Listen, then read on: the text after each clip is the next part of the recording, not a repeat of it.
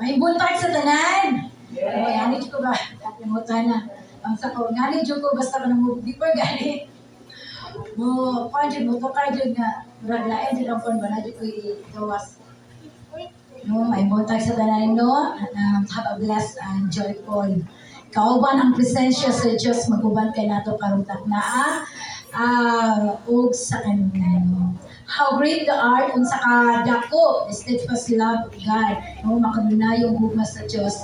No, takos ug agayan ginato siya nga himayaw. Uban sa atong pagpasalamat, munang nag-aawit kita og mga pagdali ngadto sa Dios. For all that He done, muna atong to God be all the glory no my son. Kung ako mariko last month, nabulig sa mga tubangan, no? O nipasalamat ko sa tubuhi ng Diyos sa pabor, sa privilege na nanapod ko karon sa inyo matubangan.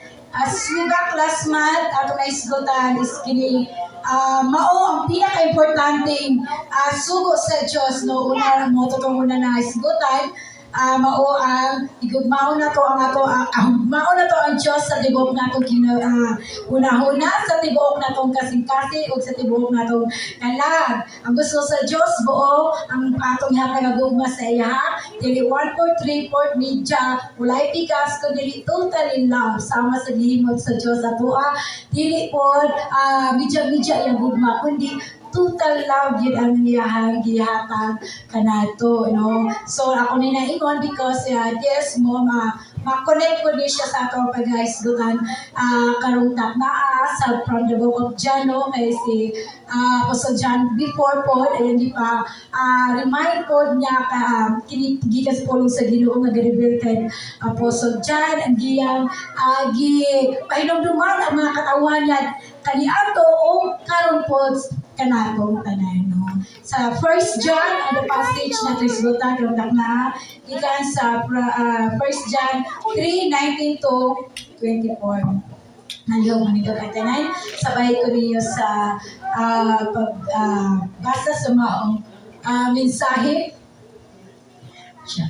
Pinaagin niini, mailan nato nakita iya sa kamatuoran. O nga may pagsali kita atubangan sa Diyos.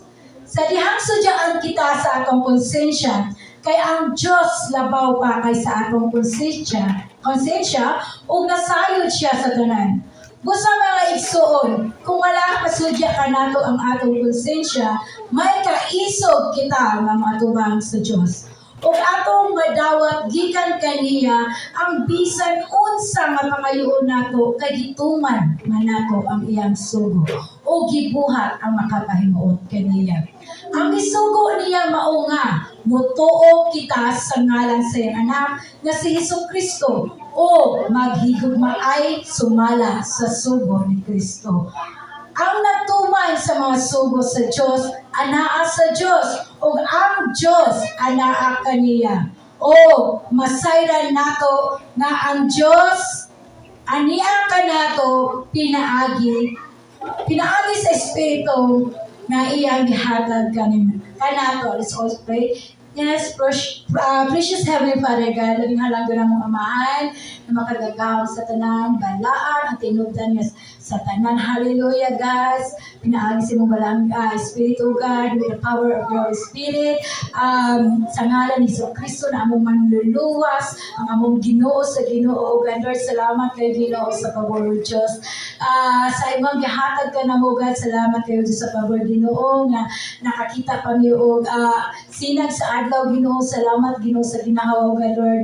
Lord, ani na o Diyos ako God Lord mo yung mga servant Ginoo Lord, I humbly ask Ginoo pabor o Diyos na ikaw o Diyos mo ay makipag sultis o Diyos mo ang karuntak na o God Lord, ikaw mo ay maghanay Ginoo sa pinaagis mong balang Espiritu o Diyos, not my power o God, not my wisdom, but ikaw o Diyos mo ay makinistorya, magatandog sa matagusa, mag-anoint kanamo Lord, not di lang ako kulit kanamong tanan nga naadiri karon Lord, ikaw mag-anoint Ginoo sa mong mensayo Dios nga amo kini maamo kini ikinabuhi Ginoo sa among matag adlaw Dios sa among kinabuhi ug Lord among ginitrigo di ato nimo Ginoo ang tanan in Jesus mighty name.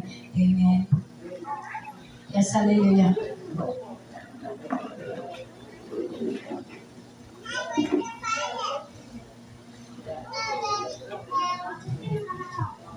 Ni akong kita pila ni siya nga kasiguruhan o kumpiyansa kang Hesukristo.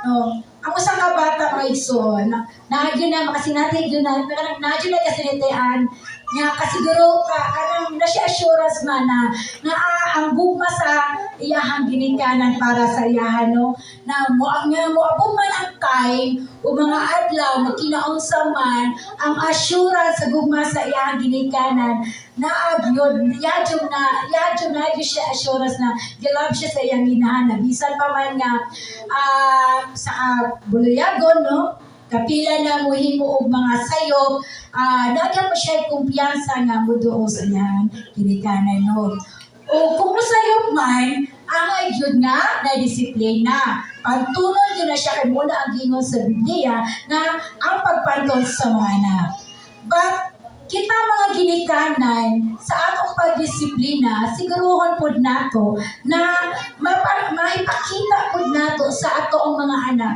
ang atong gugma kay dili jud malikayan nga naa jud mga abusive kaayo nga mga ginikanan. Kaya ang pagbaton man gud o kasiguruhan sa gugma usa na siya kabutang na makahimo ka lang nakaykuan ba ma-close ang mong relationship sa imong isig ka tao ba no sama sa Dios po kitang mga anak nakasinabi sa Juda og mga pagdisiplina no na sige sabay wala gid na kasi natin disiplina dire kaya hypermente siguro wala gero kita jud tanan kay disiplina jud na ang Dios every time makahimo tag mga kapakyasan makahimo tag buta nga taliwas sa iyang kabubuton taliwas sa kabubuton ngano mo disiplina man siya ngano mo disiplina siya para po sa ato ang kaugalingon nga for our own good, para sa ato ang kaayuhan, no? Para mahimo ta nga matarong, no? Like us kitang mga parents, di ba? Na nagdisiplina na itong mga anak para dili sila mahiwi ang ilang dalan, no? Para gusto nato nga na matarong sila, no? Tungod kay gihigugma nato sila. Kay kung ato ra silang pasagdan, ato oras lang bahala ka diha sama na nga mo siya higugma sama sad naakadan sama sad po kita ang Diyos po nga makasinati po tao mga disiplina pagpanto sa kinabuhi ka ang Diyos dili po niya gusto nga mahiwi atong dalan o gusto po siya nga naantay ka anapi assurance nga naay ka ng assurance naantay ka ng kanbang